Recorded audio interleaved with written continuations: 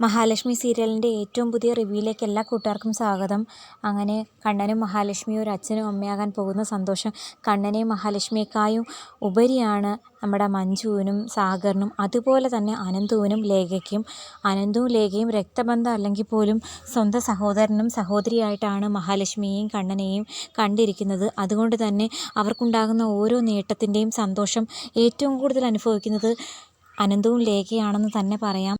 കണ്ണൻ വർഷങ്ങളായിട്ട് അനുഭവിച്ചുകൊണ്ടിരുന്ന എല്ലാ പരിമിതികളും അതിര് കടന്നതിന് ശേഷം കണ്ണൻ ഒരു കുഞ്ഞിന് അച്ഛനാകാൻ പറ്റും എന്നുള്ളൊരു ഘട്ടമെത്തിയപ്പോൾ തോമസ് വൈദ്യരുടെ ചികിത്സയിലെ മികവ് വ്യക്തമായിട്ടും മനസ്സിലായവരാണ് അനന്തുവും ലേഖയും. അതുകൊണ്ട് തന്നെ കണ്ണനുണ്ടായ ഈ മാറ്റങ്ങൾ കണ്ടു വിശ്വസിക്കാനാകാതെ നിന്ന അവർ വിദേശത്തും സ്വദേശത്തുമായി ഒരുപാട് ചികിത്സകൾ നടത്തി നോക്കിയിട്ടുണ്ടായിരുന്നു. ഒരു കുഞ്ഞിന് അമ്മയും അച്ഛനും ആകുക എന്നുള്ളൊരു സ്വപ്നം യാഥാർത്ഥ്യമാക്കാൻ വേണ്ടിയിട്ട്. എന്നാൽ അതിലൊന്നും ഒരു ഫലവും കാണാഞ്ഞ അനന്തുവും ലേഖയും എല്ലാ ചികിത്സകളും അവസാനിപ്പിച്ച് മനസ്സിന് ഏറ്റവും കൂടുതൽ സന്തോഷവും സമാധാനവും കിട്ടുന്നത് ജർമ്മനിയിലെ ജീവിതത്തെക്കാളും നാട്ടിലെ ജീവിതമാണ്. പ്രത്യേകിച്ചും മഹാലക്ഷ്മി കണ്ണൻ്റെ ജീവിതത്തിലേക്ക് കടന്നു വന്നതോടെ ലേഖയെ സംബന്ധിച്ച് തൻ്റെ എല്ലാ വിഷമങ്ങളും അതുപോലെ സന്തോഷങ്ങളും ഷെയർ ചെയ്യാൻ ഏറ്റവും നല്ലൊരു ബെസ്റ്റ് ഫ്രണ്ടിനെയാണ് കിട്ടിയിരിക്കുന്നത്. മഹാലക്ഷ്മിയും കൂടെ നാട്ടിലുണ്ടായതുകൊണ്ട് ശരിക്കും പറഞ്ഞാൽ ലേഖയ്ക്ക് ജർമ്മനിയിലേക്ക് പോകണമെന്ന് പോലും ഇല്ല.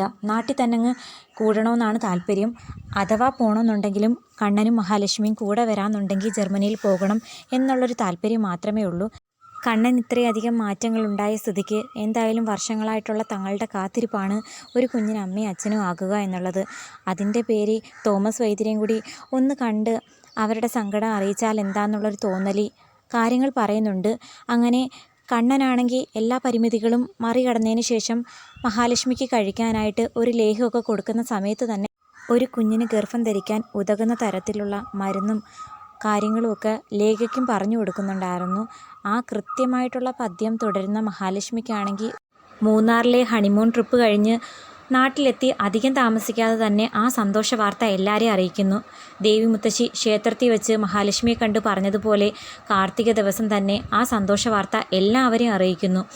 അതുപോലെ തന്നെ അധികം താമസിക്കാതെ നമ്മുടെ ലേഖയും ആ സന്തോഷ വാർത്ത അറിയിക്കുന്നുണ്ട്. തോമസ് വൈദ്യരുടെ ചികിത്സയിൽ ലേഖയ്ക്കും ഒരു മാറ്റമുണ്ടാകുന്നു. വർഷങ്ങളായിട്ടുള്ള അവരുടെ കാത്തിരിപ്പിന് ഒരു അവസാനമാകുന്നു. ലേഖയും ഒരു കുഞ്ഞിന് അച്ഛനും അമ്മയാകാൻ പോകുന്ന ആ ഒരു സന്തോഷ വാർത്ത ആദ്യം ലേഖയ്ക്കാണെങ്കിൽ മനസ്സിലാകുന്നില്ല. ലേഖയ്ക്ക് ശരീരവേദനയും ക്ഷീണവും അതുപോലെ തന്നെ വൊമിറ്റിങ്ങും വരുന്ന കാരണം തോമസ് വൈദ്യരുടെ അടുത്ത് തന്നെ മഹാലക്ഷ്മിയും കൂട്ടി കാണിക്കാൻ പോകുന്നുണ്ട്. അങ്ങനെ വൈദ്യരുടെ ചെക്കപ്പിൽ ആ സന്തോഷ വാർത്ത തോമസ് വൈദ്യർ തന്നെ നേരിട്ട് ലേഖയോട് പറയുന്നു. എടോ, തൻ്റെ കൂട്ടുകാരി ഒരു കുഞ്ഞിന് അമ്മയാകാൻ പോകുക. ആ സന്തോഷം തൻ്റെ മനസ്സിലും നന്നായിട്ടുണ്ടെന്ന് എനിക്കറിയാം. കണ്ണനും മഹാലക്ഷ്മിക്ക് ഒരു കുഞ്ഞുണ്ടായിക്കഴിഞ്ഞാൽ അതിനെ സ്വന്തം കുഞ്ഞായി വളർത്താനാണ് അനന്തുവിൻ്റെയും ലേഖയുടെയും പ്ലാനെന്നും എനിക്കറിയാം. ഇനി അങ്ങനെ വേണ്ടടോ. കണ്ണൻ്റെയും മഹാലക്ഷ്മിയുടെയും കുഞ്ഞിനെ സ്വന്തം കുഞ്ഞായി കാണണ്ടെന്നല്ല ഞാൻ പറയുന്നത്. പക്ഷെ നിങ്ങളുടെ ജീവിതത്തിൽ നിങ്ങളുടെ ചോരയിൽ ഒരു സ്വന്തം കുഞ്ഞ് ജനിക്കാൻ പോകുന്നു. ചുരുക്കി പറഞ്ഞാൽ താനൊരു കുഞ്ഞിന് അമ്മയാകാൻ പോകുന്നു എന്ന് പറയുന്നതും ലേഖയുടെ കണ്ണുകൾ നിറയുന്നു. വിശ്വസിക്കാൻ പറ്റുന്നില്ല. സാറ് പറഞ്ഞത് സത്യമാണോ എന്ന് ചോദിച്ചുകൊണ്ട് നിൽക്കുവാണ് ലേഖയും. അപ്പോൾ ലേഖയ്ക്കായും സന്തോഷം നമ്മുടെ മഹാലക്ഷ്മിക്കും ഉണ്ട്. കാരണം കാത്തിരുന്ന് കിട്ടിയ ഒരു വർഷങ്ങളായിട്ട് കുട്ടികളില്ലാതിരുന്ന ഒരു ദമ്പതികൾക്ക് കുഞ്ഞുങ്ങൾ ഉണ്ടാകാൻ പോകുന്നു എന്നുള്ളൊരു വാർത്ത കേൾക്കുമ്പോഴുള്ള സന്തോഷം പറഞ്ഞറിയിക്കുന്നതിനും അപ്പുറമല്ലേ.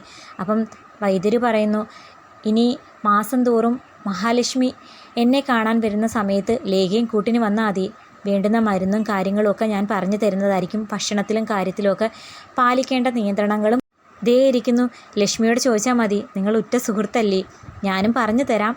എന്തെങ്കിലും സംശയം ഉണ്ടെങ്കിൽ മഹാലക്ഷ്മിയോടെയും കൂടി ചോദിക്കാം. കാരണം ഇയാൾ 2-3 മാസം പ്രഗ്നൻ്റ് അല്ലേ, ആ ഒരു അറിവ് അയാൾക്കും ഉണ്ട്. അപ്പം മഹാലക്ഷ്മി പറയുന്നുണ്ട്, തീർച്ചയായിട്ടും എനിക്കറിയാവുന്ന കാര്യങ്ങളെല്ലാം ഞാൻ ലേഖയ്ക്കും പറഞ്ഞു കൊടുക്കുന്നതായിരിക്കും. ഓഫീസിലെ അർജൻറ്റ് ഒരു മീറ്റിംഗ് ഉണ്ടായതുകൊണ്ട് തന്നെ അനന്തുവിന് ലേഖയോടൊപ്പം തോമസ് വൈദ്യരുടെ ഹോസ്പിറ്റലിലേക്ക് വരാൻ പറ്റിയിരുന്നില്ല. അതുകൊണ്ട് തന്നെ അനന്തുവിന് ഒരു സർപ്രൈസ് കൊടുക്കാൻ മഹാലക്ഷ്മിയും കണ്ണനും ലേഖയും തീരുമാനിക്കുന്നു. വർഷങ്ങളായിട്ട് കേൾക്കാൻ കാത്തിരുന്ന ഒരു വാർത്തയായതുകൊണ്ട് തന്നെ അനന്തുവിൻ്റെ സന്തോഷം നേരിട്ട് കാണാൻ ലേഖയും അത് മറച്ചു വെക്കുന്നു. ഹോസ്പിറ്റലിൽ നിന്ന് ഇറങ്ങി വരുന്ന ലേഖയെ അനന്തു വിളിക്കുന്നുണ്ട്. ഡോക്ടർ എന്ത് പറഞ്ഞു? തനിക്ക് പ്രത്യേകിച്ച് കുഴപ്പമൊന്നുമില്ലല്ലോ? ഒരു കുഴപ്പമില്ല. പിന്നെ എനിക്ക് അനന്തുവേട്ടനെ എത്രയും പെട്ടെന്ന് കാണണം. അർജൻറ്റായിട്ടൊരു കാര്യം പറയാനുണ്ടെന്ന് പറയുമ്പോൾ എന്താ ഫോണിലൂടെ പറഞ്ഞാൽ പറ്റില്ലേ? അത് പറ്റില്ല, എനിക്ക് നേരിട്ട് തന്നെ കണ്ട് പറയണം എന്ന് ലേഖ ഒരു സർപ്രൈസ് ഇട്ട് കൊടുക്കുന്നു. അപ്പം അനന്തു വിചാരിക്കുന്നു, എന്തായിരിക്കും അവൾക്ക് എന്നോട് പറയാനുള്ളത്? ലേഖയുടെ ക്ഷീണത്തിൻ്റെ കാര്യം പറയാനായിരിക്കുമോ അങ്ങനെയൊക്കെ ആലോചിച്ചുകൊണ്ടിരിക്കുന്നു. അങ്ങനെ ഒടുക്കം വീട്ടിൽ വരുമ്പോൾ മഹാലക്ഷ്മിയും കണ്ണനും ലേഖയും ഒരു സർപ്രൈസ് ഒരുക്കി വെച്ചിരിക്കുന്നു.